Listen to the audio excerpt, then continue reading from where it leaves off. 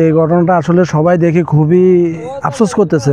মানুষের সাথে মানুষের শত্রুতামি হয়, কিন্তু মাছের উপর দিয়ে এই শত্রুতামি উদ্ধার করা এটা আসলে এলাকার মানুষ কখনোই কাম্য নয়। শত্রুর সাথে অত মানুষের সাথে মানুষের থাকতে পারে, হিংসা বিরোধ থাকতে পারে, কিন্তু মাছ, জীবজন্তু, পশু পাখি এরা তো অবুঝে অমানুষের কাজ করছে। আমি কাজ করি এই জায়গায়, ঠিক আছে। কালকে সন্ধ্যাবেলা আমি গেছি নাস্তা করার জন্য। নাস্তা করে এসে দেখি যে আমার পজেটগুলো থেকে গ্যাস ট্যাবলেট মারি সবগুলা মাছ কি মেরে থুয়ে গেছে। এই পরিস্থিতি। গতকাল সন্ধ্যা 7টার সময় আমার এই পুকুরে আমি আদার দিয়ে গেছি চিংড়িকে।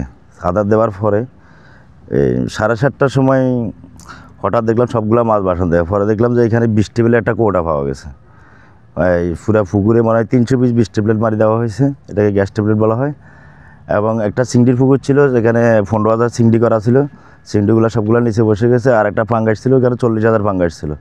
ওই পাঙ্গাসগুলো সব চলে গেছে। আর সাদা মাছ, রুই, কাতাল, কালীবাইশ আমি প্রায় 2 থেকে 2.5 লক্ষ রেনু চাষ করছিলাম।